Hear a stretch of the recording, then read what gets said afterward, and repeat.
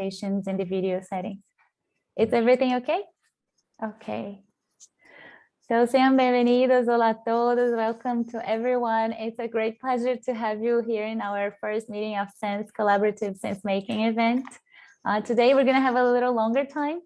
Apologies for the tech issues, but at this next moment, we're gonna do our best to learn. This is also a learning process and a learning journey that we are having today.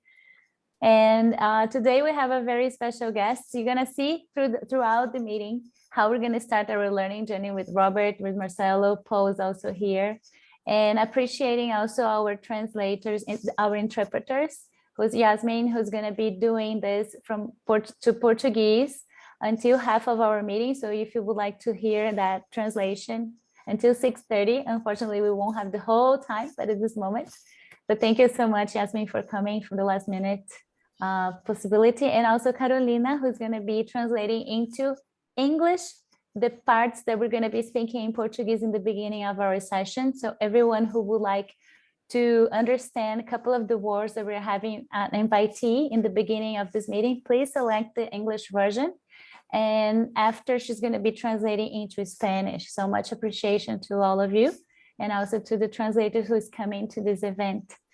To start today, we thought there is no other better way that we could really engage into ourselves in the project where we're talking about Latin America without inviting a representative that could be here talking from the indigenous tribe and the indigenous people from this part of the world.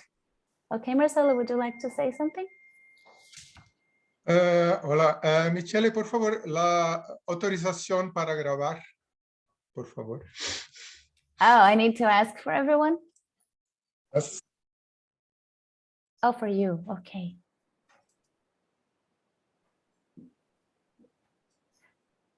Robert, can you help me to put Marcelo as a co-host, please?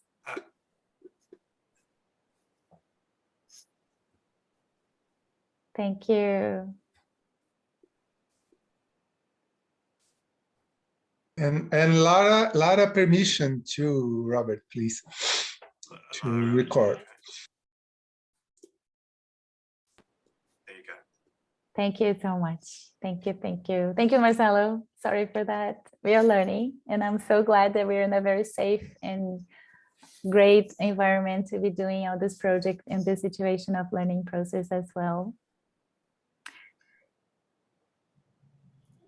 I would like to ask, to invite to start our program tonight, to invite a representative from the indigenous tribe. He's coming from the Brazilian indigenous people, but at the same time, I asked him to be honoring all the people who are coming from this land, who are way before most of us and our immigrants decided to come over.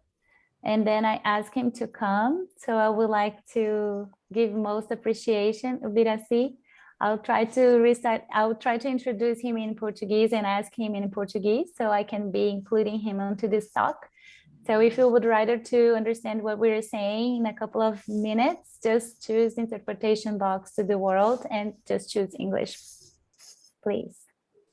Ubiraci, seja muito bem-vindo ao nosso encontro hoje à noite, representando um pouco dos nossos povos indígenas, trazendo um pouco para a gente essa possibilidade de honrar aqueles que já estavam nas nossas terras, e a partir deste momento a gente conseguir trazer uma fala em respeito, que todo o projeto que nós estamos construindo tem muito essa vontade de unir, né, e trazer as forças que a América Latina tem para fortalecer os projetos com muita sabedoria, trabalhando essa cooperação e colaboração entre os povos, que muito já era ensinado para a gente, né? E já poderíamos estar muito à frente com a sabedoria que o seu povo já carrega, mas que nesse momento está sendo muito importante a gente pedir também permissão com ajuda e apoio de todos aqueles que já estavam antes de que nós pudéssemos iniciar todo esse projeto, ouvir um pouquinho dessa sabedoria ancestral que não apenas você, mas todos os outros povos indígenas dessas terras também já carregam, e para poder pedir permissão, como se fosse uma forma da gente iniciar nossos projetos com a beleza dessa oportunidade, com esse conhecimento que você carrega, trazendo um pouquinho para a gente. Então, pedir um pouco das suas palavras, o que você poderia nos nutrir nesse início de projeto, e também, se puder, trazer uma reza inicial da gente poder consolidar o que a gente estiver fazendo de um lugar espiritual, científico, mais do que tudo humano. Então, grata pela sua presença e que a gente possa honrar esses minutos seus aqui com a gente. Olá, gratidão a todos e todas pela presença e pela honra de poder me escutar. É sempre bom ter oportunidade de falar, mas acima de tudo também é muito bom quando a gente é ouvido. Para nosso povo, escutar não é a mesma coisa que ouvir.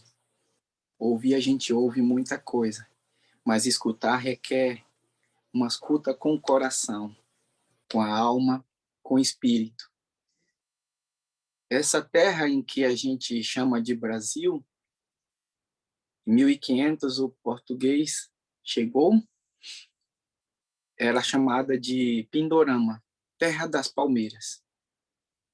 Porque da palmeira se utiliza tudo, desde a sua raiz até os seus frutos, para a construção de casas, para fazer os nossos artesanatos, a retirada do óleo como alimento, para cuidar do corpo, da mente e do espírito. Estamos vendo que tem muita dificuldade das pessoas aí pelo mundo achar que a Mãe Terra está doente. Só quero dizer que ela não está e nunca vai estar. Ela está nos dando uma oportunidade de nós promovermos a mudança que tanto é necessário para o nosso bem-estar. Então, quando a gente se coloca na posição de querer contribuir com o mundo, nós estamos buscando compreensão e contribuição para nós mesmos. A comunidade, o termo comunidade, são pessoas comuns vivendo em unidade. É o único planeta em que nós precisamos nos unir ainda mais. Então, em respeito aos que aqui estão, em respeito aos que já passaram e aos que ainda virão, eu quero conduzir uma oração na minha língua, de que mesmo com toda a colonização, nós estamos aqui, existindo. E a nossa existência é a nossa maior resistência. E é por isso que é uma honra conversar com pessoas de diversos lugares diferentes, de culturas diferentes, porque isso estão usando para nos separar. E se a gente souber bem, a gente usa isso para nos unir, porque eu canto daqui, você escuta daí, você fala daí, eu escuto daqui, e aí a gente deixa de ser só eu ou você, e passamos a ser nós.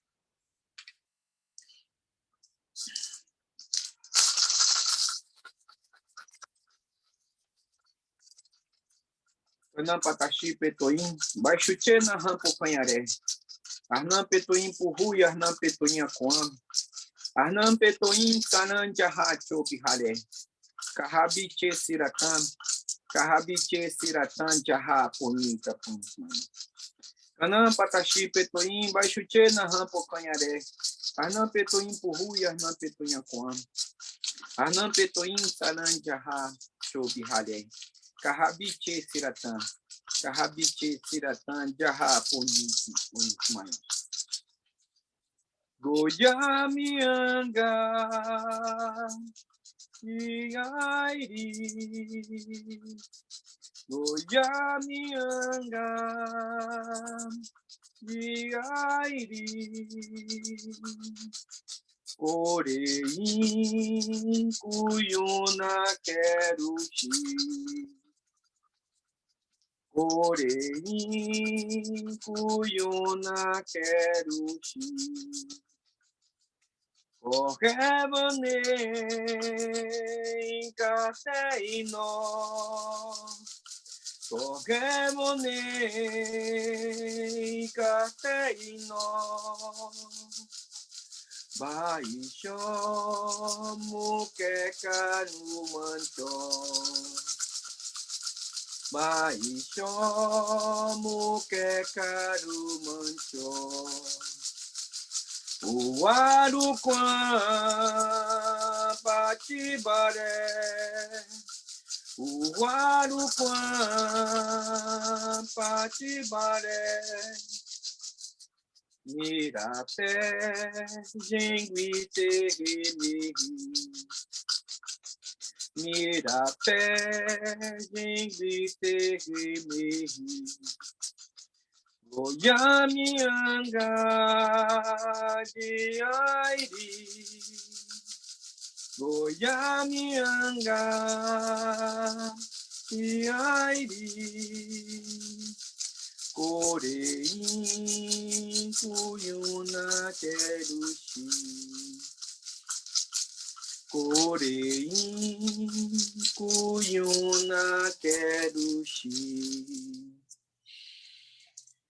Ainda nesse ambiente, eu quero pedir que você puder continuar ou ficar com seus olhos fechados e sentir como você está agora, como você chega aqui agora. Geralmente fazemos um canto para abrir ou fechar alguma coisa. Ou seja, ele nos lembra que a gente inicia um ciclo e fecha outro.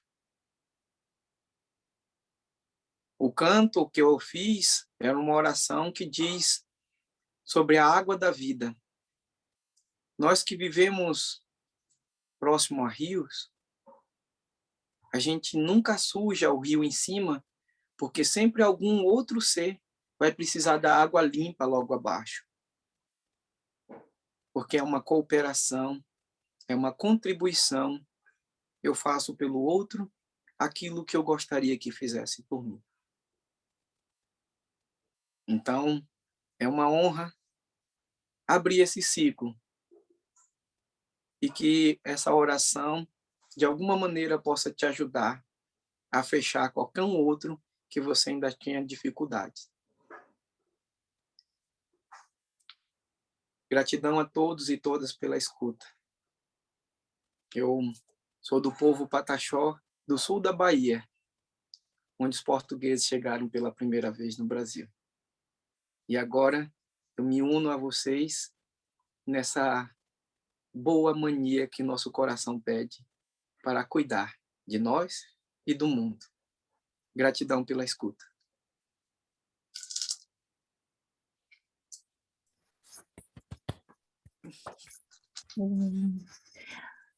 Sem palavras, né? Ouvir assim, eu sempre me emociono muito. E daí eu tenho que ficar com essa responsabilidade de ser mestre de cerimônia. Não é muito fácil esse processo todo da gente conectar. Mas eu sou muito grata mesmo, né? Pela possibilidade de você estar aqui com a gente, abrindo esse projeto tão especial, né? Que traz uma intenção de fortalecimento dessas redes que são tão verdadeiras e humanas e que, de uma certa forma, a gente tem esquecido dessa sabedoria que vocês trazem para a gente de uma forma tão pura e verdadeira, né? De como sempre foi e como é. Então, grata mesmo, né? Grata, Viraci, meu irmão de muitas histórias aí, e que a gente possa honrar essas suas palavras e orações, a história do seu povo, como do nosso povo brasileiro, nosso povo latino-americano, representando toda essa ancestralidade, essa sabedoria durante todo o nosso projeto. Então, gratidão. Te agradeço, sinta-se à vontade, né, de estar aqui, mas também no momento que você precisar sair, fica tranquilo. Gratidão. Thank you. Vamos lá. So now I'm trying to get back on track because this is really hard for me sometimes. There's a lot of emotion, and we know as Latin Americans how much this is important to us, and somehow to get connected to the land and get the wisdom and permission to start working in anything that we decided to do throughout this journey. So thank you so much for everything. At this moment, I would like to invite, we're going to throughout this journey and start our whole project, how we're gonna get all the factors. And I have Robert and Marcelo, so I would like to invite Marcelo to start giving us the guidance for this first beginning in the first moment. So Marcelo. Hi, everyone. Hi, everyone. I'm going to speak in Portuguese, ok? Muito bem. É um prazer estar com vocês. É uma ocasião muito especial de conexão nossa, como comunidade, e é um espaço também de fazermos os nossos acordos, os nossos compromissos. Então, eu vou compartilhar com vocês os objetivos de hoje, os resultados esperados, e dar uma ideia para vocês do mapa de hoje, né? Afinal, são quase 3 horas juntos e a gente merece ter essa visão do que nos espera hoje. Então, eu vou compartilhar a minha tela e vou poder mostrar a vocês, então, um pouco desse espaço que começamos agora, né? Graças à abertura incrível de Ubiraci Pataxó, já nos brindando, então, com um pouco do sabor do que nos espera hoje. E o nosso... Marcelo, can I just ask you a huge favor? Yes. Sim. Do you feel Yes. comfortable in doing that in English, please? So people who I can do translate it. Yes. Yes. Okay. Is it okay? Thank you so much. So Yes, then for sure. just giving a hand. So everything that is going to be in English, and then to Portuguese, you're going to have the option for interpretation to Portuguese. Just click on I the see. globe underneath it. And also, if you'd rather to make a choice for Spanish for any aspect, please click in the globe underneath in the interpretation and choose Spanish. And then this main board, this main room is going to be just in English from now on. Is it okay? Thank you so much. Yes, for sure. Thanks, Michelle. Okay, so we aim today to learn about ourselves and learn to be present one another towards this endeavor of cultural evolution in Latin America. And also, we want to consider how the critical and certain factors that all of us had access, and how those factors can be experienced by our organization and community. What we feel can be combined, among others, as a commitment. So we expect in the final of this event to have this space, this community space, to be introduced to each other. So we're going to have moments of rooms of 2 people, 3 and 4 people. And also we want to actually create this shared perspective. It's very important today to find this shared perspective of the contingencies that have each group as the system, and also identify our adaptive challenges and possible opportunities for collaboration. And also we want to tell stories about the changes are going to happen with us and changes that have happened. So we are going to share those stories. And just to have an idea of the map of activities today, we have 3 hours. We are now in that point of the agenda, and we are going to have in 5-10 minutes, maybe less. Yeah, I'm just putting you through that space of active listening space in pairs. We are going to have a debriefing, joining 2 pairs, and 10 minutes break. I think in 1 hour, we are going to have this break, maybe less. And after that, we are going to start with Robert with an activity very interesting in terms of our key contingencies. We are going to have Robert's voice and also our voice in terms of who I represent, what I see as my key contingency, and what I see as the key broader system contingencies. This is a short space for each of us, 2 minutes, but don't worry about that. It's very flexible and open space, just to bring what you think it's important about this moment in that part of the project. And after that, we are going to have a future space as well to think about our highest potential together, and also in terms of each one of us. And anyway, shared stories, storytelling space, dialogue in 3, and we're going to have an open space, an open dialogue space with 2 very important questions for us. What are my thoughts about the future my organization wants to build? And also, what are the possibilities of joint action? And in the end, we are going to have some key information about our next steps and the checkout. Okay, so this is our map, and we are. I would like to invite you and ask Michelle to prepare rooms with 2 people, not from the same organization, so we can have a good diversity and a moment to share ideas. But more than sharing ideas, we want to exercise a bit of learning to be present to one another.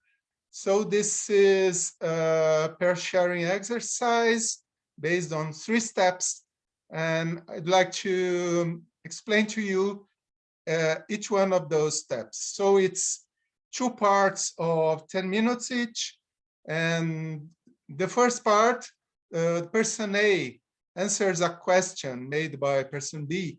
So what are you passionate about that builds your intention for this endeavor?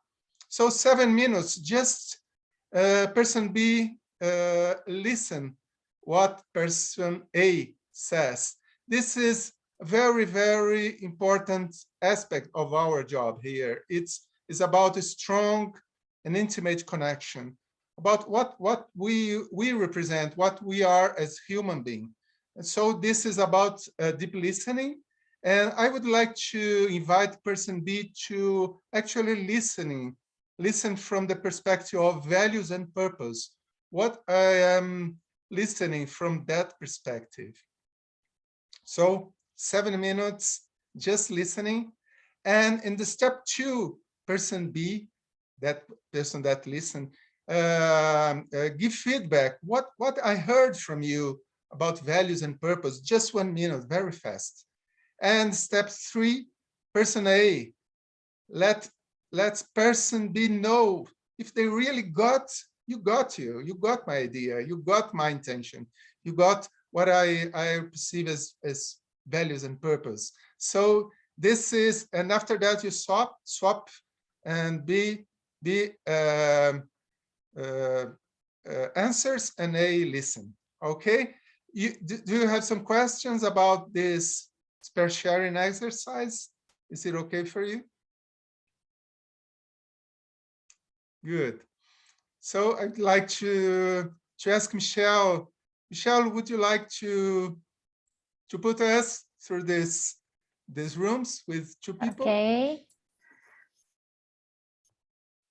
So I'm just open up the room, and then we're gonna have 7 minutes, 7, 8, 15 minutes in each room. Is that right? Or we're having some people coming on board? 20 minutes. So 20 minutes. Total. So hopefully all of you had a good experience in this moment, and all the rooms are pretty much set up. Next time when you come back, please, whoever doesn't have yet your organization listed by your name, I would ask you to add and include it. So at this time, maybe I can make sure all of you can be in different organizations, but at this time, I'll do what we have at this moment. So thank you so much. In 20 minutes, we're gonna all meet you here again.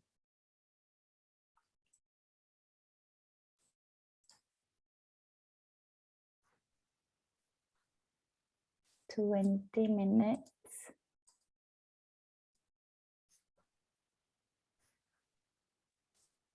So let me see. I could go with Alvaro if you like.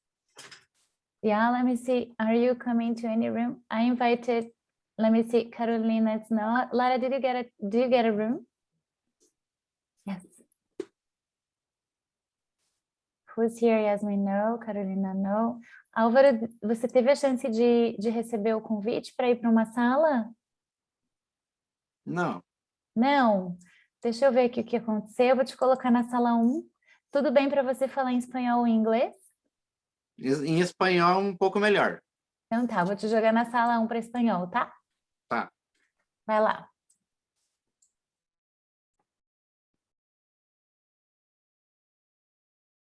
Marcelo, Yasmin, Carolina, and Paul. Paul, would you like to go to any of the rooms?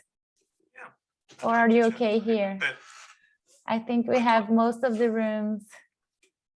I think we have most of the rooms set.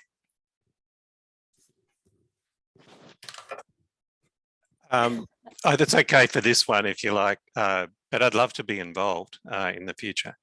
Okay. Is everything okay? How do you think it's going through? Yeah, no, it's Yeah. fine. I was going to, what was I going to say? I can't remember. It's fine. Seems like it's going well. Do you want to pause the recording? Now you're not inside of the car anymore, right? Not driving. I have a question. Yeah, I am at the office right now. So Doing the properly stuff. Okay. yeah, I am at the office, and I have a quick question. I don't know what happened with the Spanish channel. I guess that it's not working, right? It is working. Please don't tell me that, because Carolina is here translating to Spanish. So if you could choose the interpretation to Spanish, it should be working. So if you could double check. Yeah, she said that it's working. Okay, thanks, Carolina. Yes, we found Carolina in Brazil doing that for us, like translating English to Spanish, which is Brazilian. Thank you so much, Carol. Next time I want your assistant, Marconi. Thank you all. Hopefully you had a good time sharing and having the opportunity to meet someone else from this journey. Marcelo, would you like to handle? Everybody's here now. Y qué bueno. Speaking English, as Michelle asked me, not in Portuguese and not in Spanish. I would like to invite you again to go to rooms, but now we are going to have 2 pairs, and it's a sort of debriefing, a feedback in terms of the question, what actually you learn from that experience about being truly present to one another. So this is 10 minutes of connection, and I asked him, Shelley, if it's okay, Michelle, 10 minutes that we are going in rooms of 4 people. Is okay? I'm going to put the question in the chat just to remind you. Nice, perfect. Okay. Sorry, because I'm just putting in English. I would have made that in all the languages, but again, what did you learn about being truly present to another? Okay, so have a nice trip. It's okay, Michelle? Yeah, so let's go 10 minutes. So it's going to be very short for each one, right? But we're going to be back in 10 minutes. Have a good sharing.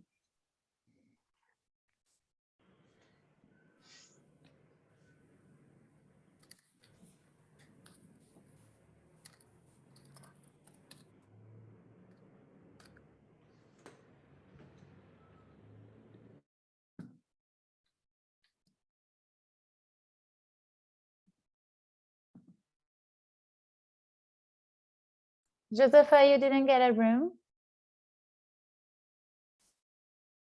Recebeu, né? Ah, eu tenho que buscar o Robert.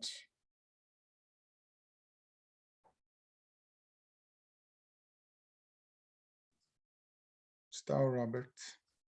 Everyone. Hello. Hello. Hi. Hello. So everything was okay. We could manage everybody's room. Yeah. Yeah. Oh my gosh. Lena's coming. That's good. We had a good time. I think most of the people is here now. We would like to thank for this moment at this time. We're gonna have just Marcelo, would you like to have some feedbacks first? Well, maybe just 10 minutes for coffee and for resting a bit, and we can come back in 10 minutes, okay? At 11, well, for us now is 6:19, I don't know for you, so 10 minutes, 29, we are back, okay? Right. Thank you. Feel comfortable if you would like to leave your Zoom open. It's okay also. Just close your camera and video if you feel more comfortable, but then we can see you in 10 minutes. Thank you so much. Perfect. Okay. Helping us. Joseph just changed now his position to translating into Portuguese because Yasmin had to leave, and he kindly offered himself to support the Brazilians who are in this meeting to have this translation. So thank you so much, and much appreciation for you having and giving us the support for this other half. So Paul, when he comes back, I will need the assistant of Paul to bring Josaphat to this main room and after send him to the translation part in a way that we can combine our efforts and offerings for this moment and honor everyone. Thank you, Paul. Thank you, Robert. Yeah, thanks everybody. So what we'd like to do now is shift gear a little bit.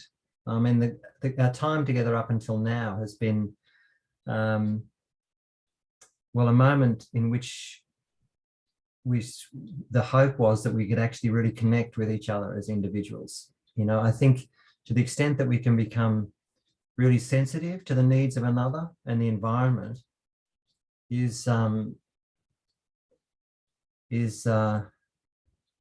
well, it's got a lot to do with our capacity to respond. If we're not sensitive to what another person needs, you know, the life of another or life of a planet, we can't actually respond to it, can we?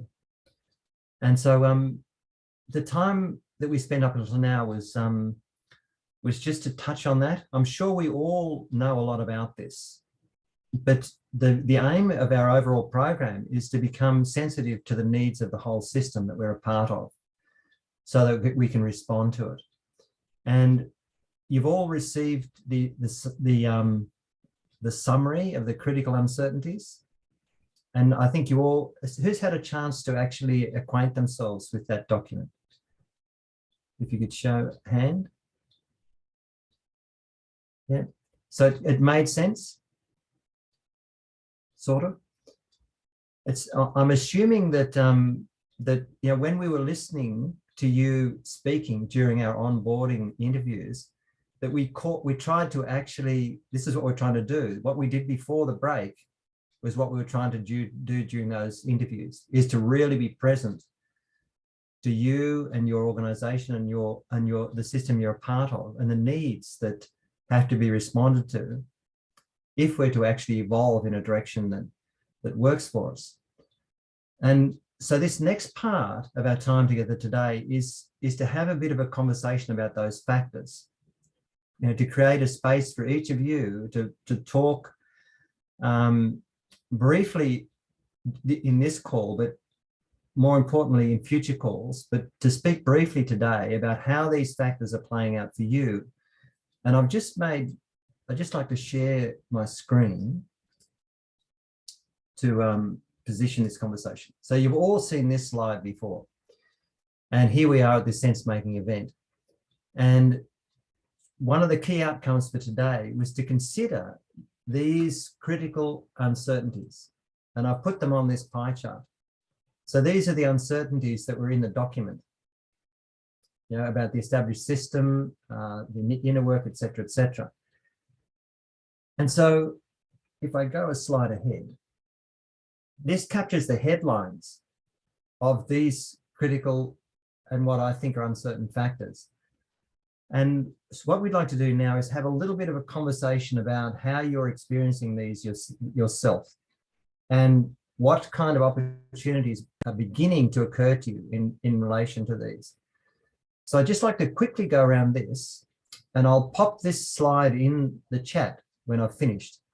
But we all spoke about the established institution. And when we spoke about that, it was there was the desire to establish a cultural inheritance system that promotes health, equity, and sustainability in Latin America, but also revive the indigenous culture and traditions that are important to you, to change power relations and identity, and to impact structural violence and social inequity. In terms of inner work, you all spoke about the need to facilitate inner transformation that then shapes culture and provide social support during life-changing moments. And particularly there was cultivate the spiritual dimension of your work, which many of you indicated that this is the source of happiness and the key to being found, but also about empowering organizations to collaborate on things that are actually important to them that weren't a priority before. When we spoke about cultural scaffolding, we spoke about the desire to bring a more pro-social approach to the communities that you're actually a part of, and to experiment with new ways that also retain the ways of your ancestors. There was a desire to create nurturing cultures where partners could connect in order to co-create things together based on self-awareness. In terms of adaptive approaches to complexity, some of the points that came up in our conversations are about discerning different structures and figuring out how to be of service to them, but also to embody a quality of humility, when facilitating cooperation and cultivating trust and building really quality relationships. But also there was a very practical aspect to that about creating better livelihoods and access to basic needs. There was a strong thread in relation to environmental conversation, about maintaining and developing and maintaining long-term relationships with animals, but also co-creating a cultural evolution society, a regenerative community of networks, which is really important, I think, and leveraging community processes that are oriented already toward protecting the environment and sustainable livelihoods. There was a strong theme in relation to a common language, and this is all about a desire amongst us to transcend different worldviews and ideologies and develop our capacity for cultural listening. This is a little bit of what we were doing before the break. Like, how do we listen deeply to catch the most fundamental needs of another that we're with, and with them create a common vision.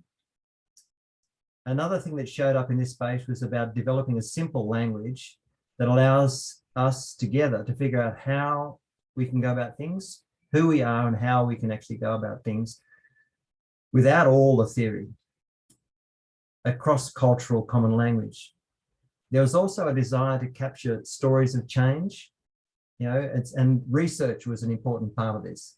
Can we agree on what it means to be pro-social and come up with common questions and goals and create a template for field researchers to rethink relationships with the communities they're a part of and together measure impact and, as a consequence, build a research community. We also wanted to support people to tell their stories of change and transformation. And the last factor about funding, resources, and technology, we all spoke in different ways about building bridges and forming authentic alliances with global partners, developing healthy cost-benefit ratios with each organisations, and promoting a horizontal philanthropy. There's also a desire to raise awareness and engage people in the work that you're doing by giving them experiences that they remember. So these are the headlines of the conversations we've had over the last 6 months, really. And what I'd like to do is invite each of us, and this is just a brief start, because this is the front end to the next 6 months of work, really. You know, before the break, we spent time speaking, listening to another, and trying to actually say back to them, "Ah, this is what I heard you say.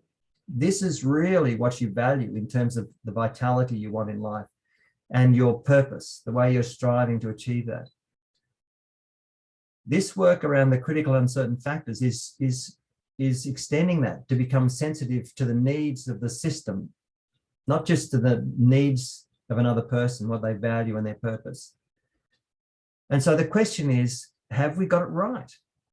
You know, if we were to spend time, or as we spend time over the next 6 months together, are these the things that we could impact on and have them start to trend in a positive direction? And so what I'd like you to do now is to I'll give you like a minute of silence to think about this, you know, and then I want to invite each of you to speak as a forum for just a couple of minutes. You know, which one of these factors are most alive for you?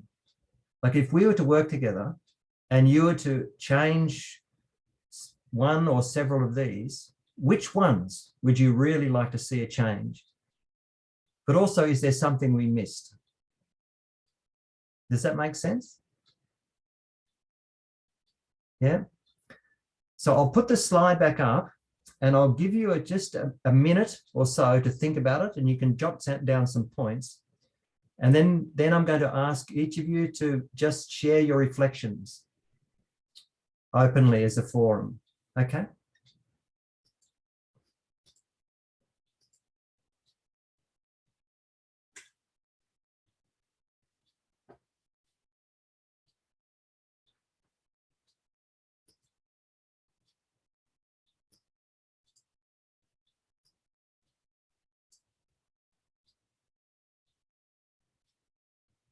I've just put the same document in the chat.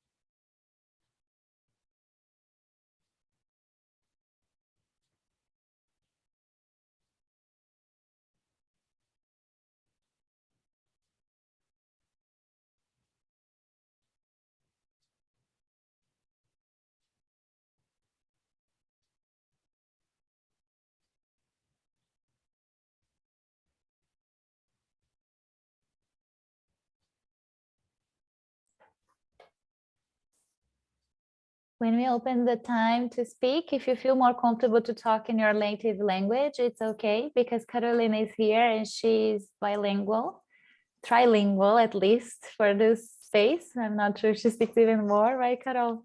But if you'd rather to speak in Spanish or Portuguese, she's able to translate into English. Okay, so make yourself feel comfortable and try to choose the best language for you. Okay. So I'll give you about 30 more seconds to think about what the key message is.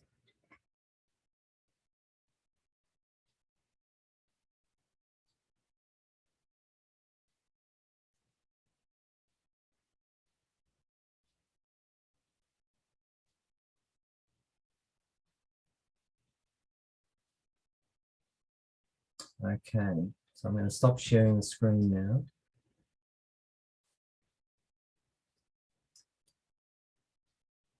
And if you want to download that slide, it's in the chat as a PDF. So Right. I'm going to invite you, first of all, Jason, because I know you might have to leave soon.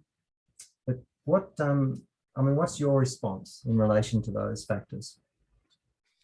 So it's funny as I look at them. For those who don't know, I'm an attorney, and Helen and actually basically everybody else on our board is in academia. They're all research scientists. So, but I'm the one that I guess knew how to like mechanically build a nonprofit, and they're more like the the science behind it, the applied science, and the what we're trying to achieve. It was kind of more their vision. So it's funny to me when I look at this and like I just like key right in on funding, resources, and technology, because I'm very much like the nuts and bolts, and there's like infinity to do, and I have a full-time job. This is what the passion project that we make time for.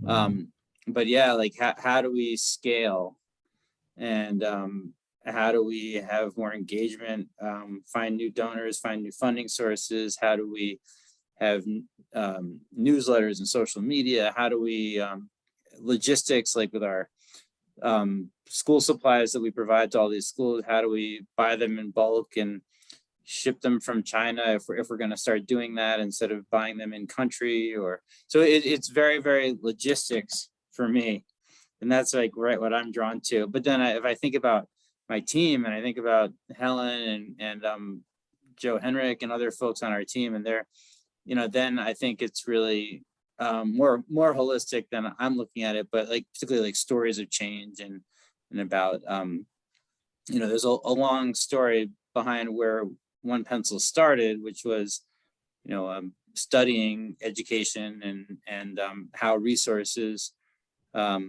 affect long-term outcomes, and that's like the story behind One Pencil. So I mean, I'm connected to that as I work and learn and grow with this organization and visit the populations we support. But that's not like where I'm immediately. That's not my starting point. Yeah. And I kind of gleaned that from when we spoke. It's no, that's great, Jason. And I wonder, as everyone speaks, if you could just jot in the chat, the contingencies that really kind of matter to you. And Helen, I mean, I do remember her speaking about the desire to have the story told. So if you could just imagine she was here and the others you're with, what things which of those factors would they say, yes, these are the ones that we'd like to impact through the course of this program? Yeah, I mean, I can, it's just funny to think, because it is so split between us, like between like the mechanics and logistics and the science and the big picture, like at least where we're focused on, but like stories of change and a common language, cultural scaffolding. I mean, that's like at the heart of the applied science. Like that's really where I think that's where she would be, how she'd be reading this, and the other folks. And it's not just Helen and I. There's a whole team, but yeah, that's how I see the scientists looking at the applied science and the big picture goals for improving and leaving a lasting impression and making a difference within these communities. Yeah, brilliant. And I wonder, Jason, would you like to nominate someone to follow you? Who's next? All right, well, my new friend Lara, I just met her, so you're up. Okay. I'm just to make sure, should I speak about the list you shared, Robert, about the things that strike me the most? Yeah? Okay. Yeah. I was just not very sure. Thanks, Jason, to put me in the fire. Anytime. So for me, all of them, everything that you shared at this document, all of it speaks directly to me. But when I read the Co-Creating a Cultural Evolution Society, a regenerative community network, for me it was very striking that that's like something that I feel the necessity when we are all together with common points, common views, is really, really strong what we build by sharing and learning from each other's processes and experiences. And we don't feel alone. We feel like, okay, we are together in this one. There's much more people like me. I'm just not connected yet. So for me, this is really important to how do you say, to trust in my project, what I'm doing. And also the other one that strikes me the most is establish a cultural inheritance system that promotes health, equity, and sustainability in Latin America. Because I think much of the world are looking toward us right now, and we are in great need to promote all that, as we live in the lungs, heart of the world, let's say. So yeah, more or less, I think that's it. What I'd like to share. Yeah, but Lara, would you like to say a little bit about the community you're a part of? Because I mean, you're here, you know, with Collab Soul and Michelle and Marcelo, but for everybody else's sake, the world that you're in. Yeah. So the world I'm in is working with agroforestry in a rural area that is like it was devastated already, and we only have like 15% of our original biome. So we work regenerating the land and offering a model for the rural area to work with the abundance they have in the way they make agriculture. And then we make kind of vegan honey, let's say, of fruits, based on fruits. And we started with banana, which is the most famous fruit in the world. And we don't want to just focus on this delicious vegan fruit honey, but we want to offer people a way how to reconnect with ancestral values that we lost on the way. So I believe the work we like to do is like being a bridge, hold hands in between both ends, ancestral knowledge and the new world, let's say. But we are living in rural area, so we are more focused on saying to people that what they know have value, even though people said no for many years. Yeah, beautiful. So I wonder, Lara, before you pass it on to someone, you know, when you can just pop those key points in the chat for us so we capture it.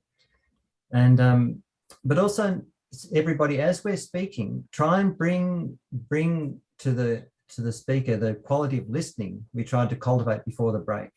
Really try and be present and listen deeply. So who's next, Lara? Who are you going to put in the fire next? I'm gonna call Lina Mayorga, which I also met her previously.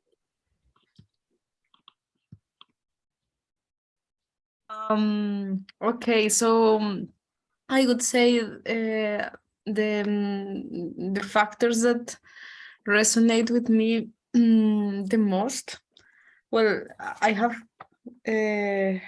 different, but I would say first the first one. So the established institution system has to change. I'm involved in this field that is called bioeconomy, and it deals with the transformation towards a sustainable bioeconomy. So for me, that's it really resonates with what I'm doing, with what I believe also. And connected to that, of course, is the one talking about adaptive approach to deal with complexity and systemic change. So from my point of view, we cannot see things in a simple way. It's really necessary to see everything from a holistic point of view, and that means to really well, not necessarily to understand the complexity, but also to just to just understand that there is complexity and to learn to live with it, and that's really something important. Of course, that relates also with the idea of what has an impact, and everything has an impact at the end. So every action has an impact in so many different levels, and that's also part of this complexity that I was referring to before. And the third one that really that resonates with me a lot is the one related to environmental conservation. However, with this one, I would change a bit maybe the wording. So as I saw it in the document, it says community processes for environmental conservation need to be co-created. Yeah. I agree with that, definitely, but I wouldn't say that it's just for environmental conservation, but it has to have like a bigger approach. So it's not just for environmental conservation, but for example, the societal let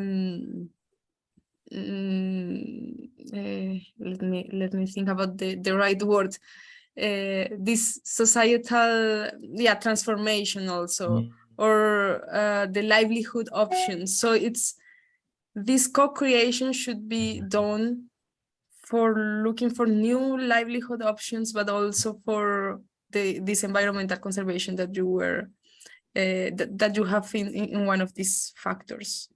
So that I would say that's gotcha. So what I hear you saying is that it's like if we look after the environment, then the environment will look after us and we'll flourish, and it'll lead to new economies and livelihoods and ways in which we build cities and generate power. Is that the kind of thing you mean? Yes. But also, I mean, and that's the beauty of the thing, because it's also related to this inner work that it's in another factor. So it's definitely what you said, but also related to what is happening inside. Yeah, gotcha. Beautiful. So I wonder, as you pass it on to someone else, are you able to just put those key points in the chat for us? Yeah, of course. Beautiful. Thank you. So who's next? Who's next? Maybe Cardo can go next.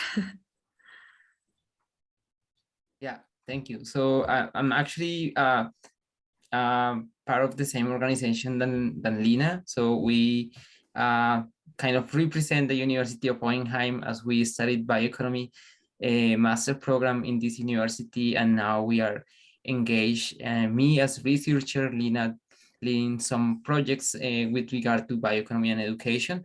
And our kind of mission is pretty much how to foster sustainable bioeconomies in the context of Latin America. So we both come from Colombia.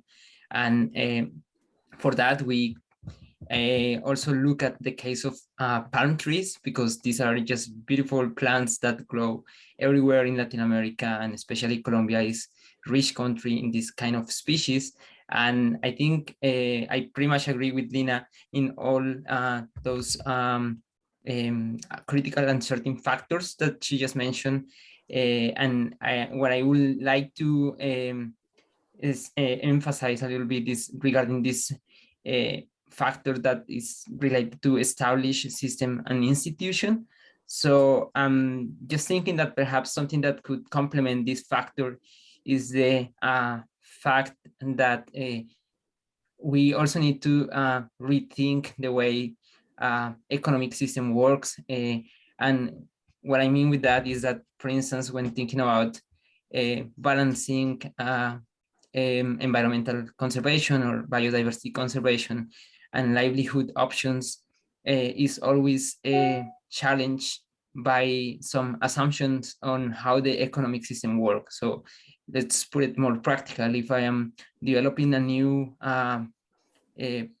community-led production or productive system in any region of Colombia, that might look promising, that might look pretty interesting from the perspective of the different uses from this resource and how you can protect biodiversity while producing something out of it and so on. But once you come with this product to the market, then you will face big challenges on how to actually, let's say, receive a compensation for what you're doing. So at that point, you really need to rethink how the whole economic system work and how a new value system could reconfigure the way the economic system works. So something perhaps not just running on efficiency, but running on resilience and also valuing not only economic value, but also social ecological value. So that's something that I will add to that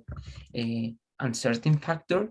And another point I was thinking regarding this uncertain factor related to funding, resources, and technology, that's clearly a key point. So how to develop technologies, and with technologies, not just meaning, let's say, hard technologies or those technologies that are related to technological innovation, but also how to foster social innovation or institutional innovation, and how to make that in an inclusive way. So how from the same research process we can foster inclusiveness. And this is a thing and a critical factor also for the research world in which we are part of. So I'm speaking of Lina and myself.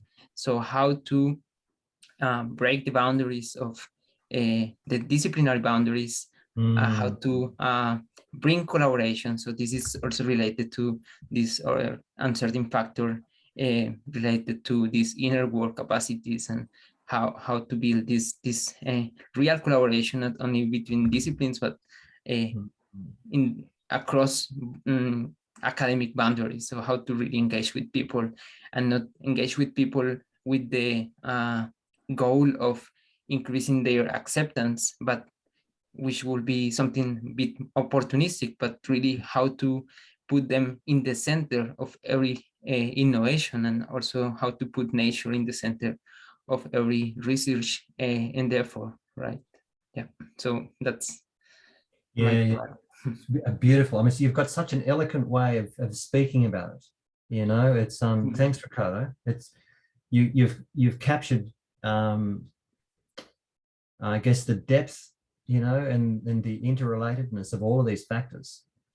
You know, and I think together our task now is to as we make our way toward these small action learning projects, is what little programs can we run, you know, later in the year that can actually impact these factors in a way that we can demonstrate. And before we close out today's session, I want to talk to you a little bit about capturing that, you know, in terms of research and story. But yeah, no, thanks, Ricardo.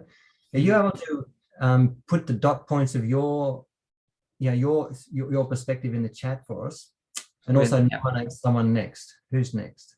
Sure. I will propose Sonia Carrillo, please. Thank you. Gracias, Ricardo.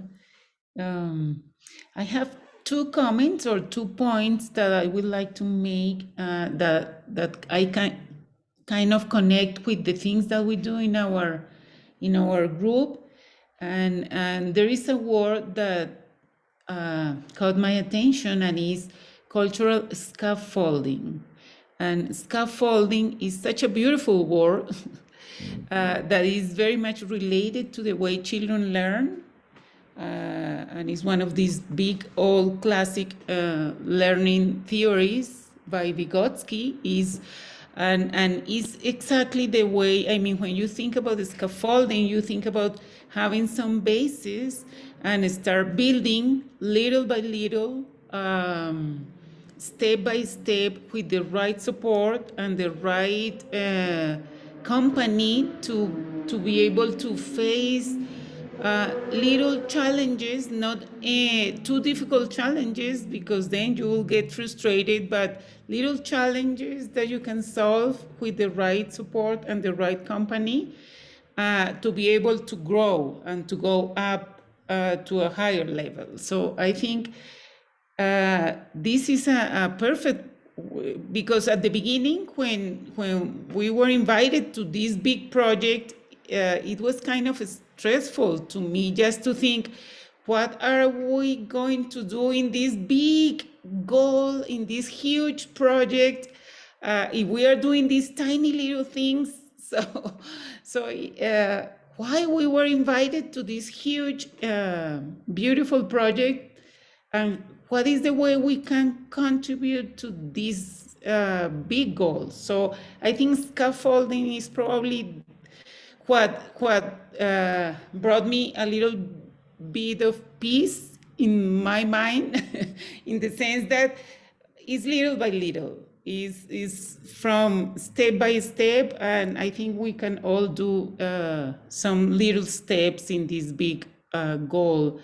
And attached to that, I would like to take also, as Lina was mentioned, the need for inner work. This is the main purpose that we are using in our work on gratitude, is how to promote in children, in teachers, in parents, this thing about positive competence, a positive way to see ourselves and life and the world, but from our own perspective. So at the beginning, we took in our project children's perspective. So we asked, for a whole year, we asked them, boys and girls, what do you think about gratitude? What is this to you? What is gratitude? This is a huge word. And they gave us these beautiful conceptualizations about gratitude that we never thought we were going to have. And when we asked their parents and their teachers, they always said, no, these are too little. These kids, they just can't think about these huge abstract concepts. Well, they do. So when we go to people and we ask them from their own perspective, you are going to get a lot of results. So now we are going to ask, and Maria Paula, her master thesis is about asking teachers. Now we are going to ask teachers, what is gratitude to you? What is well-being to you? And there is an author, I don't remember right now the name, that he said, we need to start from people's own perspective to be able to get them this sensitivity that we were talking about with Robert before. If they start thinking about these issues from their own perspective, this is the first step for them to go further. I mean, if we need teachers to teach about gratitude, we need to talk to them and bring this issue to them from their own life, their own experiences. So I will put these two together, cultural scaffolding from the inner work. And I think we can do something about that in that sense. That will be my opinion. Yeah, beautiful, Sonia. And you know, when not only when we spoke today, but when we've met previously, I mean, the work you and your people are doing is just so inspiring. You know, it is so inspiring, and in many ways, this goes to the heart of the work that I think we're all trying to do. And you were saying before that you just feel overwhelmed, like, how am we going to do this big thing? But you know, what I want us to do is little things that impact on the big things. Mm-hmm. So I'm hoping at the end of the year, we've all done one little thing with some children in the classroom or a few teachers but you've got a really powerful story to tell, you know, that will inspire others. So I want this to evolve, you know. So the whole idea is to sow seeds that lead to a conscious evolution of a change that's going to be really big in 10 years' time. So I think you're the custodian of one really important seed, like everybody else on this. So who's next? And please jot your points in the chat if you would be so kind. I will pass it to Germán.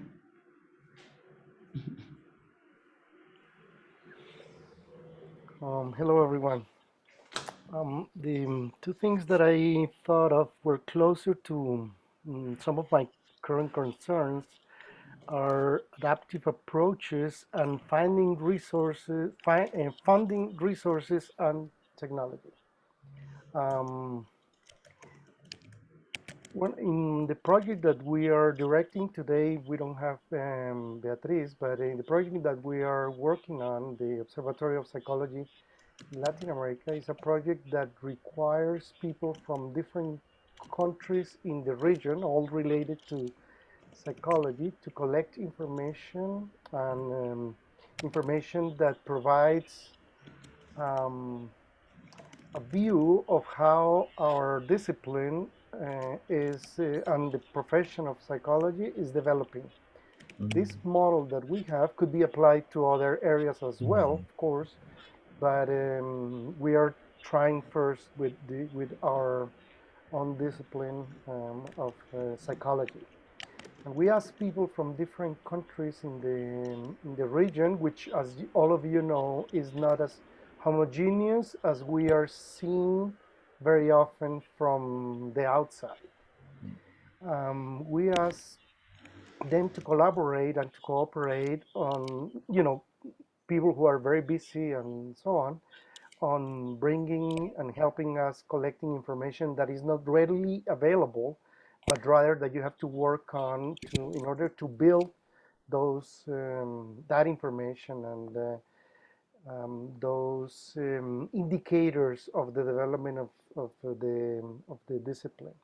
And we have found out that even though the idea is very appealing at first, to be able to engage them long term is not as, or has not been as easy as we would like that to happen. And one of the things that we have found is that one key aspect there, I'm not saying by any means that that is the only one, but one key aspect there is to be able to show everyone that you have something to gain from this, and that gain is not necessarily, given the amount of resources that we have, which are very little, are not necessarily money. Of course, we would love to have enough resources, and if any of you have any spare, of course that would be nice, but I'm sure you all have better use for those resources in your own beautiful projects everywhere. So in order to do that, in order to be able to get them to collaborate, we need to show them some contingencies that are not always evident to every one of those persons who want to collaborate with us.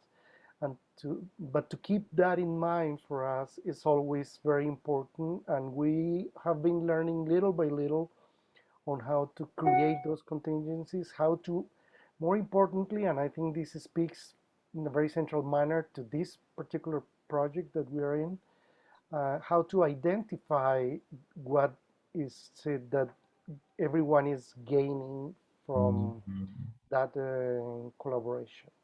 So one of the things that we of course aspire is to, you know, being inspired by this project on how to identify those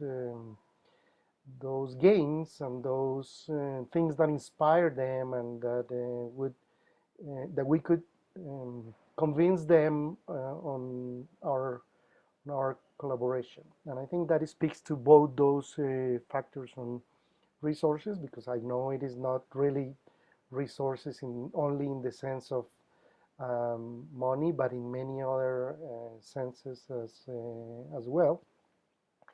And the adaptive approach, because there is a real connection there between the idea of a contingency and the selection process, inspired in Darwin's theory that we could use to engage people in this. So I think collaboration and cooperation depends very much on all of us being able to identify the gains that we have. Some of these gains, and I will finish with this, some of these gains can be very direct and evident, but some others can be less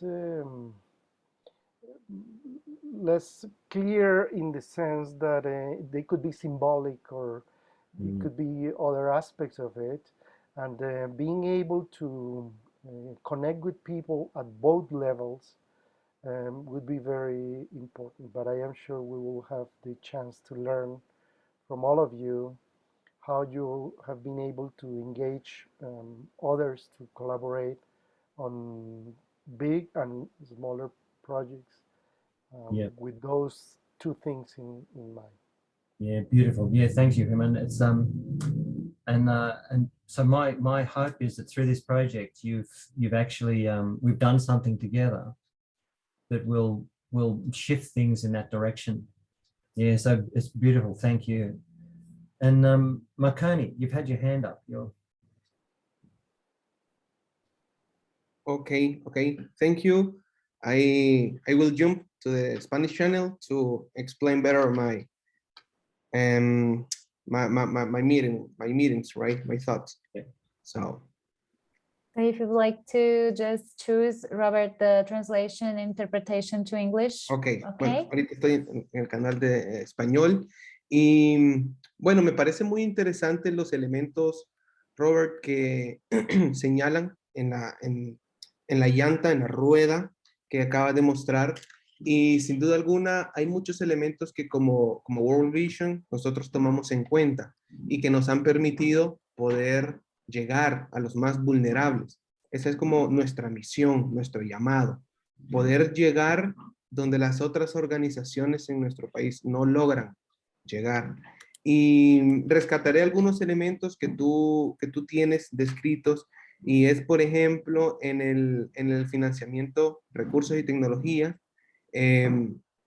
cómo formamos nosotros estas alianzas auténticas, tanto globales como locales. Dentro de Visión Mundial, nosotros trabajamos con muchas organizaciones, trabajamos también con organismos de fe, con iglesias, y díganme ustedes en qué comunidad, en qué pueblo, en qué aldea no existe, por ejemplo, una iglesia o una comunidad de fe.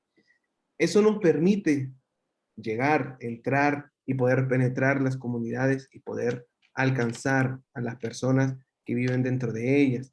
Entonces creo que el tema de los financiamientos, el tema de recursos es muy interesante porque nosotros tratamos de involucrarnos, tratamos de articular con estas personas o estos actores que nos permiten aprovechar sus espacios, sus expertise, sus conocimientos, y eso nos ha permitido entender de una mejor manera cuál es la problemática y cómo abordarla, que eso es también muy importante. Poniendo ejemplos, hablando con Sonia Carrillo, me comentaba sobre el trabajo que hace con los niños y cómo el tema de la gratitud es un elemento importantísimo dentro de la cosmovisión o la forma en que los niños empiezan a pensar.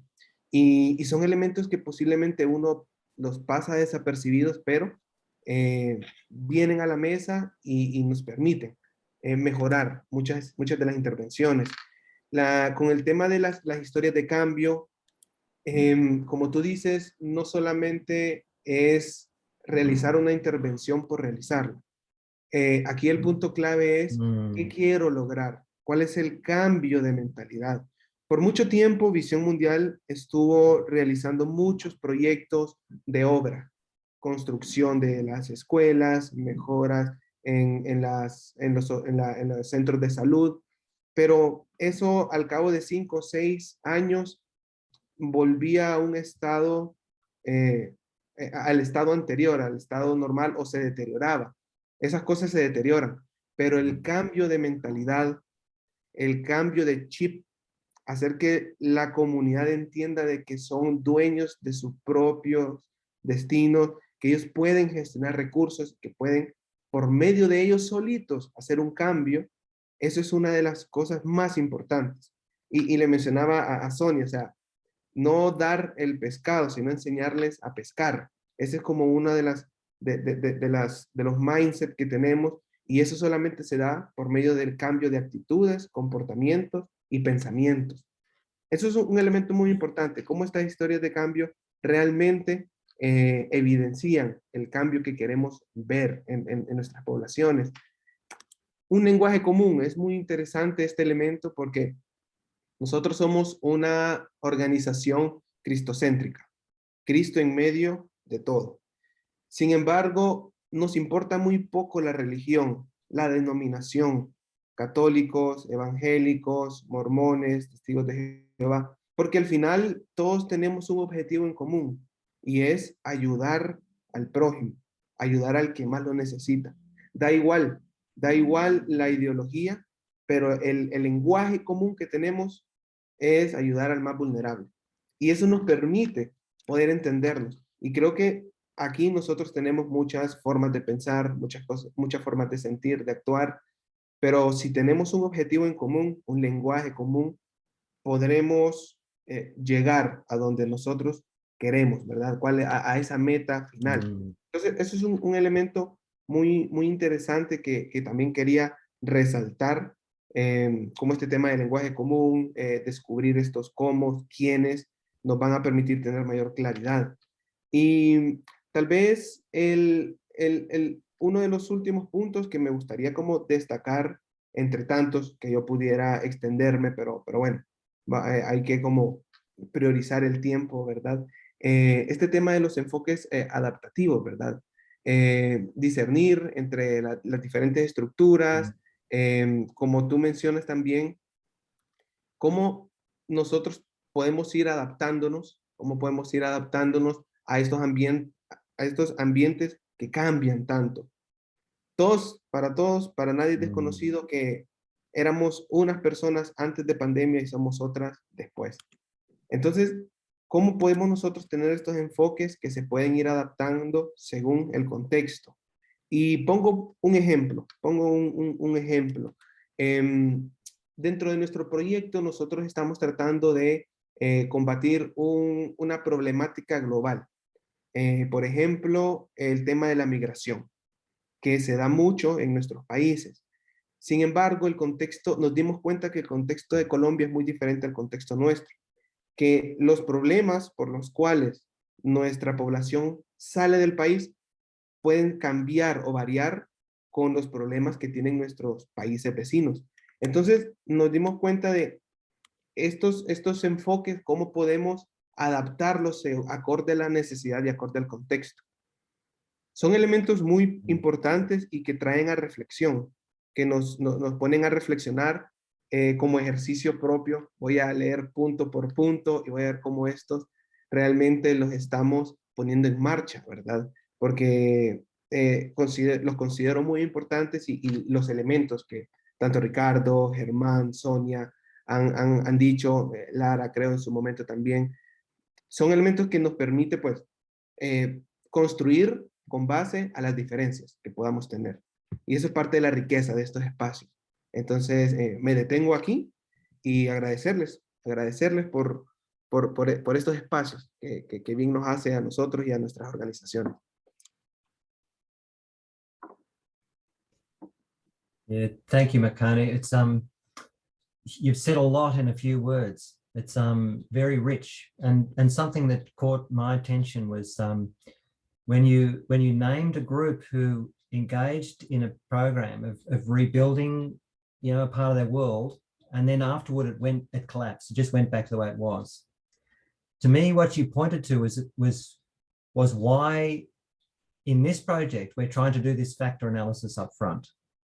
Well, it's not a factor analysis, it's a contingency analysis. And because in the work that I've done over the years, I've noticed exactly the same thing.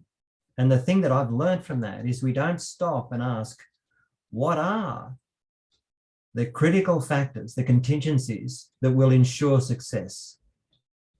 So so in terms of being able to sense and respond, you know, at one level, it does require the inner work to become sensitive to the needs of another. But we also need to be sensitive to the needs of the collective. And so you've kind of pointed to why this is a part of this program, because over the first few cycles, we want to focus quite explicitly on the nature of the inner work as well as the outer work, which is related to these factors. So this is, you know, while we're just speaking briefly of these, this is very rich. So this is sowing the seeds for a future conversation, which will be in about a month and a half. So beautifully said, Marconi. Who would you like to pass it to? Because we've got a few that haven't spoken yet. Okay, If it's dejemos. okay, it's okay if we can invite Josaphat, because I know he's there. So it's possible then take Paul to bring him out so he can be here. Is it okay, Paul? Can you bring Josaphat to this room? And then it's okay for you, Josaphat, to be the next one? Yeah. And I think we've got Terry, and I'm not sure who else hasn't spoken. Maybe just Terry. And I think Alvaro and Maria Paula. Josepha, I think I've taken you all out of being an interpreter, so you should be able to speak.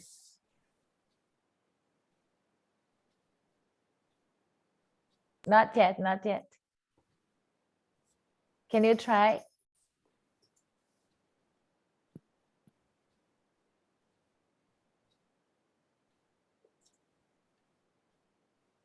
Yes. Not yet. I'm not hearing you. Is it okay? Okay. Well, at the moment, I'm hearing Josepha in the English channel, but Okay, so everybody, if everybody could make a choice to listen in English channel, then we'll be able to hear Josaphat.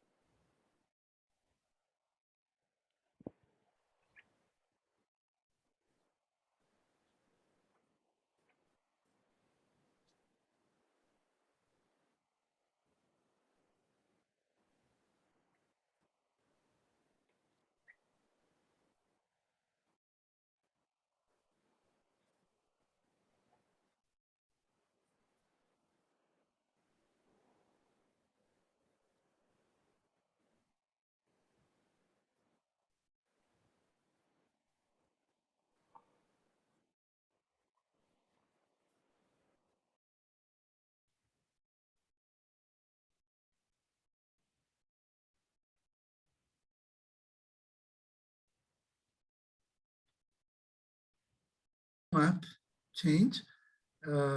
So you need individuals who are socially responsible, who will be willing to look at the social gain, social benefit, not only their more like German puts it, the immediate gain, material gain or whatever, from engaging in this whatever process. But also, on the other hand, we also need to be aware of what are the conditions that will make the socially responsible people effective. Like, it doesn't fit well if you have people who are trying to change the world, but you don't have opportunities for them to collaborate and make these changes happen. So within the school environments, what we're doing is like, yeah, you need to teach kids the skills, how to work it out. You need to provide positive role models, but you also need opportunities. You also need a context that makes it functional to be socially responsible, because otherwise and I think this really speaks to rethinking the system, the institutions that we have, in the inner work that we need. Like, and by inner work, I mean the skills that individuals, the bottom up skills that we need to teach kids, and that we also need to inspire them through our actions, and because they are going to be the leaders in the future. And just a couple of weeks ago, I was reading from, and to connect to the economic discussion that we were having, but I was teaching a workshop for engineering students, and by Sir John Templeton, he had a very strong quote, actually, of what's the social responsibility of a company is to profit, to be profitable. But at the end of the day, we also need to think like, yeah, and imagine what's this conception of profitable, right? If we have, someone who really thinks like, yeah, I benefit, I take profit in having a prosperous community. So rethinking, and that really connects with what German says. What's the benefit that you're taking out of it? Oh, if my community will be able to purchase my product 20 years from now, that's, I'm making an investment into a prosperous community, and that's part of my bottom line. So that's my take into it, the cultural systems that we need to, and actually it's the core, that's what drags me into prosocial. I find it delightful to have this discussion in such a diverse group. Thank you. Yeah, you're beautiful. Can everybody hear me? You can? I'm on the right channel? Yes. Okay, so yeah, thanks, Josipa. It's I very much hear you in terms of completely re-engineering the economies of our system, so that they are actually, the transactions are nurturing life and the life of future generations rather than continuing to extract from it. Lovely point.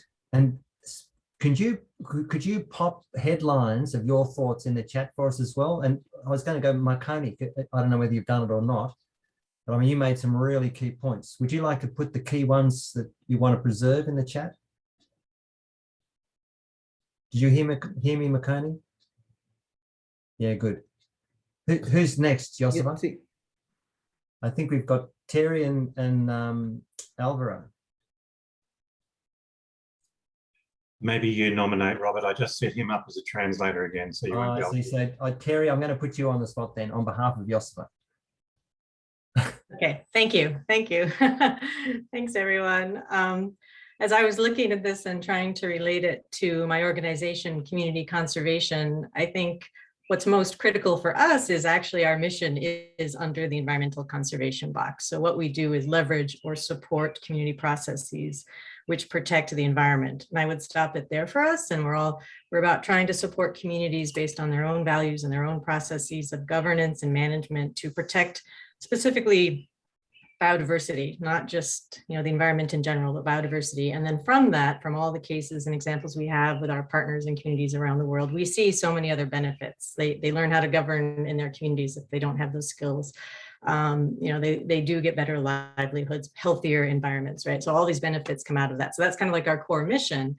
But as we are a very small NGO and we try to scale up across our partners and the communities that we work with, I see in each box, there's things we need to be thinking about that could help us do that with all of our partners. And that's what's so interesting about this to me is, sort of that looking across all these different things and what could help us scale up our impact and be able to do so many of the things that are in the boxes. So it's very interesting, to think about how to take even this conversation and then have it with my own partners, right? And even then with their own communities they're working with. So scaling across different places is really interesting. So I think that's enough. There's a lot that can be said, right? There's so much packed into this, but thank you.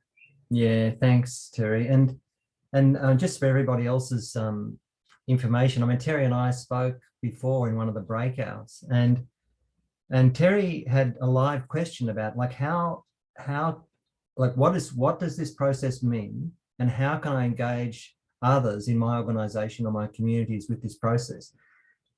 And it occurred to me that I'd like to extend to all of you the opportunity to connect with me one-on-one, with Michelle and Marcelo with me, if they can, to talk about your explicit needs and how you can enroll others within your community or organization or your own partners in this whole process. I know that Akalatam, for example, have invited others into this process. So it'd be really great to catch up with them as an example. But I think the question you're asking, Terry, is a really good one. And that, in a sense, is the purpose of this process. Like for those that take this journey, for us who take this journey together, we'd like to ask exactly that question and actively engage with those that we're connected with in a very meaningful way that realizes impact, within the context of work as usual. So that's a really important factor, actually, that should perhaps be another wedge on the chart. Yeah. Thank you. Alvaro.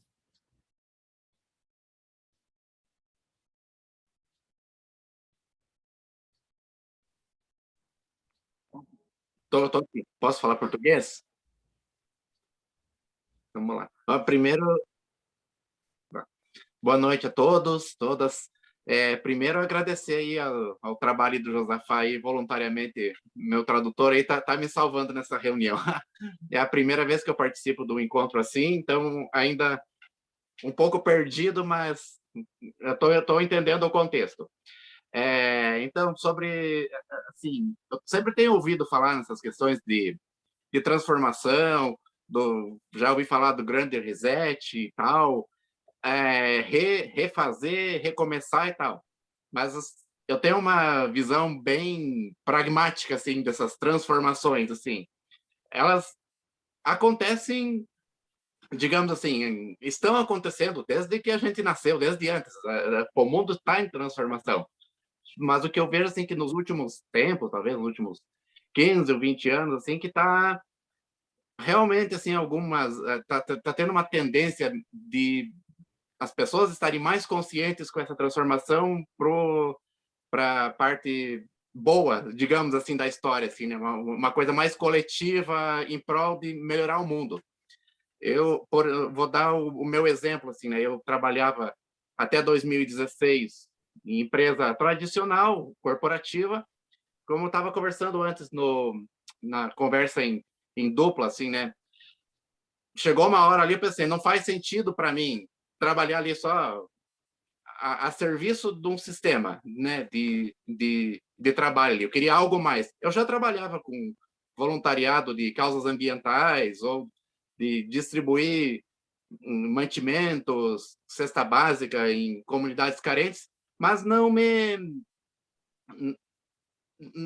fazia sentido, assim, né? Digamos, só dar, como alguém falou ali atrás, só dar o peixe e não ensinar a pescar.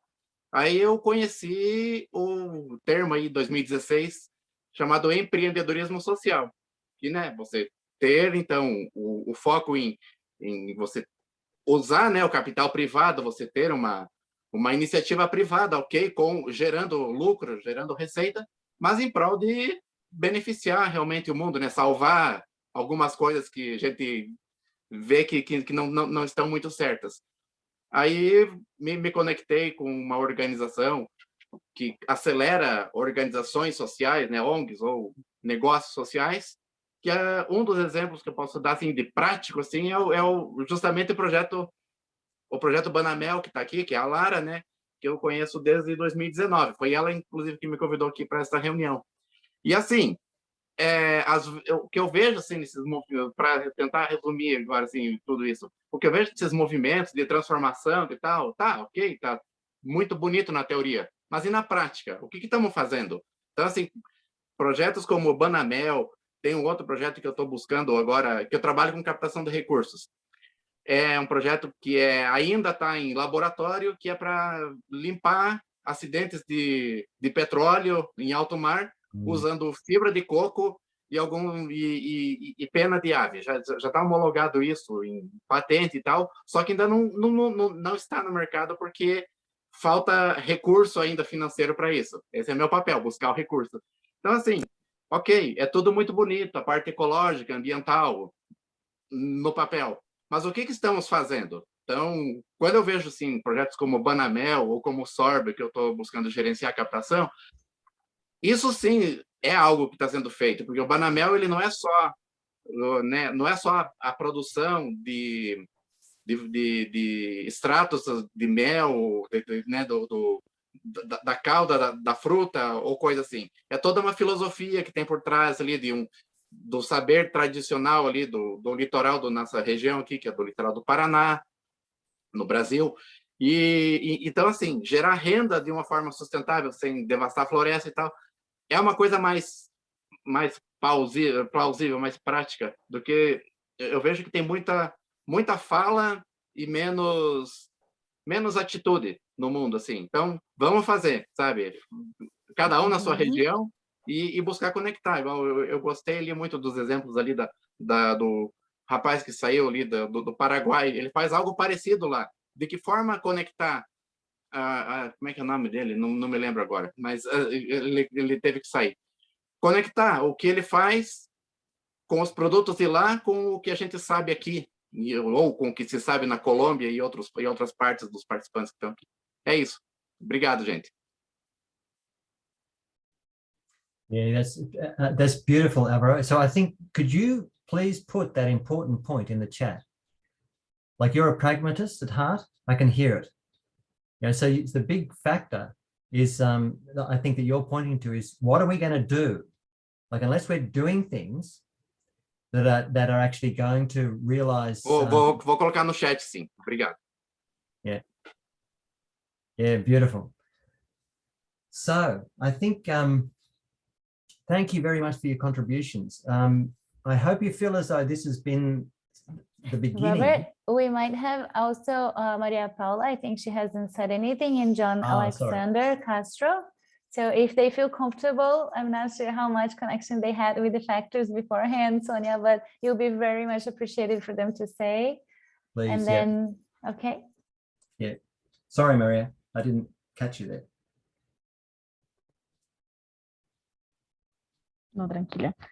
Bueno, voy a hablar en español porque me queda como más fácil y es más cómodo para mí. Bueno, uno de los puntos con los que yo más conecté de esta rueda que mostraron fue el trabajo interno o el trabajo interior. Considero que para poder lograr cambios duraderos y cambios reales, por así decirlo, es importante que hayan unas habilidades, unas competencias desarrolladas por cada uno de los agentes involucrados en el cambio, ¿no? En el caso del contexto escolar, que es en el que yo he tenido como mayor experiencia o he trabajado más, a veces se pretende que sean los estudiantes quienes adquieran estas habilidades, ya sean socioemocionales, de gratitud o otro tipo de habilidades, sabiendo que estas no están en el resto de personas involucradas en el proceso educativo de las personas, como pueden ser los profesores, las directivas. Entonces, de alguna manera, si fortalecemos este trabajo interior en todos estos agentes involucrados en el contexto escolar, pues eso se va a evidenciar también en la calidad de las interacciones y en el tipo de relaciones que se establecen entre estos agentes. Creo que ese fue el punto que más llamó mi atención y siento que el trabajo que podemos realizar con Sonia y en lo que hemos venido trabajando en términos de bienestar, pues podemos aportar mucho desde este aspecto. Para no extenderme más, eso sería. Yeah, beautiful point. And so would you be kind enough to jot the headlines of that in the chat, the importance of inner work? Yeah, it'd be lovely. So I think everyone's spoken there, haven't they? No, I think John hasn't yet. John Alexander. Yeah, but I'm preferring to speak in Spanish too, so I'm going to say.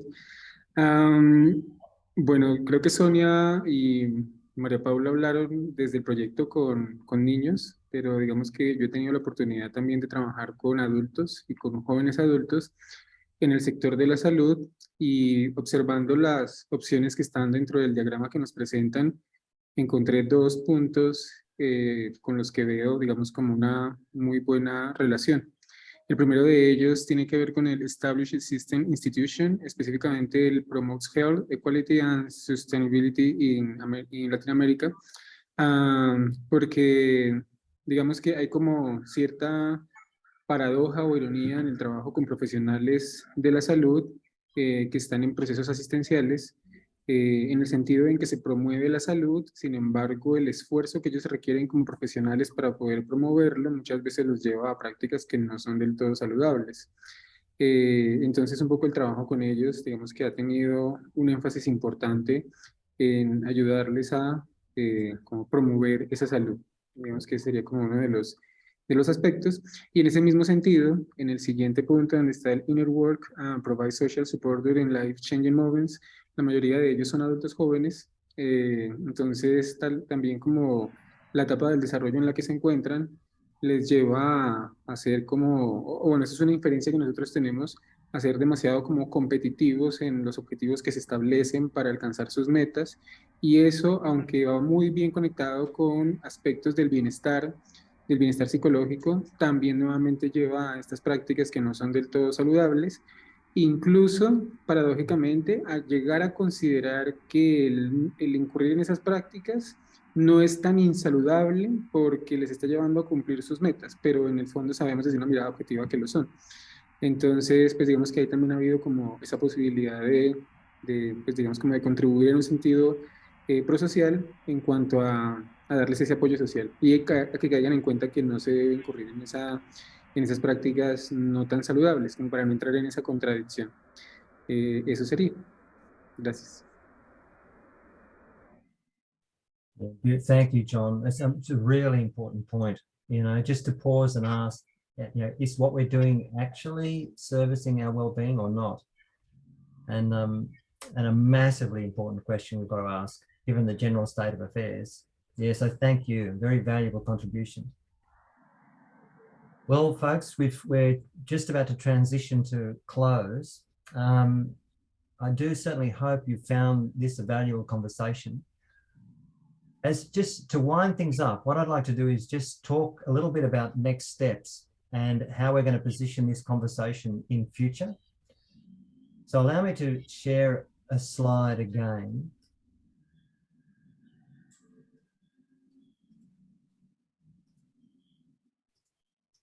So you've seen this many times, and this is your roadmap to the end of the year. So the conversation today has been particularly set up to inform cycle 3. Let's make this a bit bigger. And so when we come together, particularly for cycle 2 onward, we really want to orient ourselves toward what we're going to do in terms of field work between each of these sessions. So the very next cycle is about participatory video. So that'll be information. And an important point here is we want to extend an invitation to you to pick ideally 1-2 people from your organization who will be responsible for capturing the story of this journey, you and your community, on video. And there will be a parallel course dedicated just to those people. This will be an invaluable skill you'll have within the context of your organization going forward. And so We'll follow this up with information on email and WhatsApp. But just so you've heard it, please think about people who you would like to actually engage in a separate program where they'll be taught over a series of probably 10 sessions at a time that works for them, of how to use technology most effectively to capture story, to actually set up a conversation so it's actually open and you really get to what it is the people are striving to express, the kind of conversation we endeavored to facilitate before the break. And these people will be taught how to edit this and to weave it together. So at the end of this project, you've actually got a product, something that you can actually use to promote the value of your work. But also, as for us in Pro-Social World, we want to weave these together so it becomes a documentary. So that's an important point. In a month's time, we'll come together, and this is where we really want to visit the inner work. It was a very strong theme during the onboarding, and it's come up against today. So here we want to spend time going deep. What is the inner work and how? We want to become really pragmatic. So between these, we want to be doing things so that we're already starting to learn. Then in a month's time, we'll revisit these factors that we started looking at today, but within the context of an actual project that you want to do. How these factors are playing out within the very group or community that you want to take this journey with. And just picking up on the conversation that I had with Terry before, if you're unsure about how you would like to engage your organization or community with this process, please reach out to Michelle, Marcelo, and I, because I want to have a one-on-one conversation with you sometime over the next 2 weeks. Because we want to shape this up so it works most effectively for you and your people. And another question that's come up is about the nature of research and access to data. What I'd like to do over the next month is to invite the whole community of organizations that are taking part in this to do a survey where we'll take measures of psychological well-being as well as cultural well-being. And prior to this, us starting this process, we made some inquiries about ethics and what's required for the collaborating researchers in this project to have access to data. And the advice I got was for us to agree amongst ourselves now to capture data in the way that's important to us.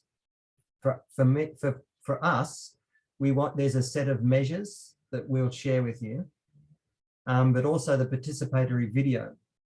But if you want to actually take additional measures around measures of gratitude or character strengths or environmental well-being, please fold them into your project. When we come together to entertain how these factors are impacting the communities we want to work with on this journey, we will ask, how are we going to measure change? If we believe that more resources are important, or inner work is more important, or cultural scaffolding is more important, this conversation will be a question about how would we like to measure this? And you'll probe your community for how you want to measure it together with them, whether it's in the form of a story or a data or whatever. And then we'll do a trend analysis. If we did realize this impact, how will it trend over time? And the rest of it, we will just shape up as opportunities where we can implement the design principles and engage in some action research. So this is a lot of information. I would really like you all, if you've got questions about, if you're unsure, like what does this mean for me and my community and my organization, please reach out to Michelle, Marcelo, and myself, and we'll have a one-on-one. because what we want to do is just weave this together. So we're like a tapestry. Now we're weaving the threads of what will be sewn together as a beautiful piece of tapestry at the end of this project. But we need, so here's where you need to teach us about how we can do the weaving, if that makes sense. And going forward, what we'll do is we'll set up a platform on Hilo, so we can sort of maintain a platform where we capture information. But I think they're the main things. Who do you want to take carriage of capturing story? Who's excited about using iPhones and iPads and tripods and microphones and interviewing and editing? And let us know, and we will, if they can come to the next session, all together we'll hear about story making, but then those people will be invited into a specialized program just for them, and they'll work with us throughout the whole program to capture the story. Any questions before we go to the checkout?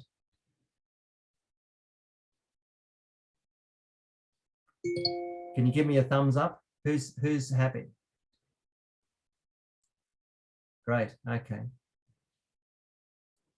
Robert, we have a joke in Brazil when we say that when we make a question and nobody says anything, we say, wait, just a moment, one each time. One. Because usually there's so many content that we have to download, and there's so many things. And after we going through this whole long journey today, where we had a chance to get to know a little bit more each other, and also start getting a little bit more involved with the whole system and method that we are starting. Yeah. It's like hard to have like many different questions, but I know, like, just ask and invite everyone who would like to make any questions in our WhatsApp group. We're gonna put a little bit more energy now with information and probably explanations about Hilo, which is the platform where we're gonna be connecting and using the documents and sharing information also. This is something that I need to learn as well, but I have Paul, and Paul is gonna assist me a little bit on that. He's a little bit more time on that. And also, I think it's time. So I know most of the people needs to leave, but I would like to ask just to drop a couple of messages on the chat. So how are you're feeling out of this first meeting? Much appreciation to Josaphat, who grabbed this opportunity to translate for us. So thank you. Big warms and claps, Josaphat, for your assistance and being here. And also to all of you who's been spending all this time together with us building this new Latin American that we are making the aspiration and so hard. I know Robert had promised us he would play a song. I'm not really sure if he has it. So if you do have like 2 minutes, I know we're delayed, but usually like songs, we can wait a little bit. Because who has to rush off? Because I was going to say we can save the music till next time, but if you want to stay online for a few moments, I can play a bit of music. What do you think? Can we wait just like for a couple of minutes so he can play with us, and then we can leave this meeting like celebrating this message? And is it okay, or you need to hush? Okay. Lena and Ricardo, I know it's very late for you, but we'll just take a couple of minutes more just to listen Robert playing for a little. All right, we'll do that. And I was going to suggest too, okay. I mean, 3 hours is a very long time. I'm wondering in future we should reduce it to 2.5 hours. Yes. With a bit longer break. What do you think? Yeah, it might be better. Anyway. Yeah, so if you would like to drop some messages of how you're feeling in the meeting, we can just drop and feel this energy on the chat, and at the same time, take your time just to close your eyes or keep your eyes open, just to engage and hear this song.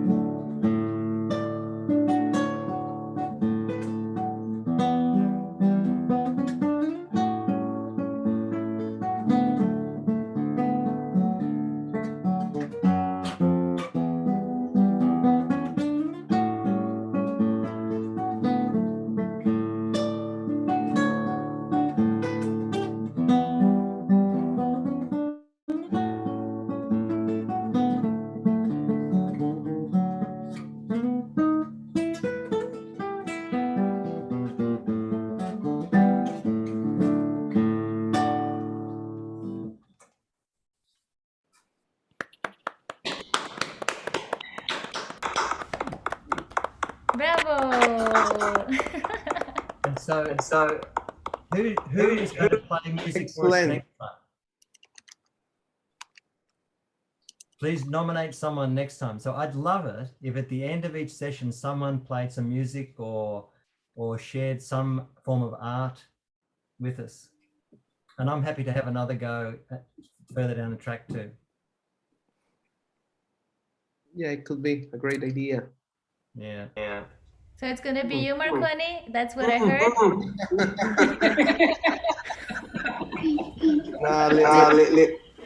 Do you play? Yeah, not like Robert, right? That's okay. Who votes Marconi next? Okay. Do you feel okay? So next time you can be. Just don't feel under pressure. Okay. But much appreciation if you would like to be. Then also, if you do have anyone or anyone that has someone that you would like to be invited from your organization or someone from your country that is very close that would like to come and share a little bit about their culture, their art, their spirituality, and somehow it's honoring the culture of your country and our Latin America, please, it's more than welcome. And thank you so much, Marconi. No pressure. See, Paul is saying no pressure, but I know I do sometimes. Thank you so much. Much appreciation, Robert. So we see you everyone in 2 weeks and Tuesday, and anything in between we're going to be sending and sharing in our WhatsApp and email in connection. Thank you so much. Thank you. Thank you. you. Thank you. Tchau. Abraços. Ciao. Tchau. Abraço.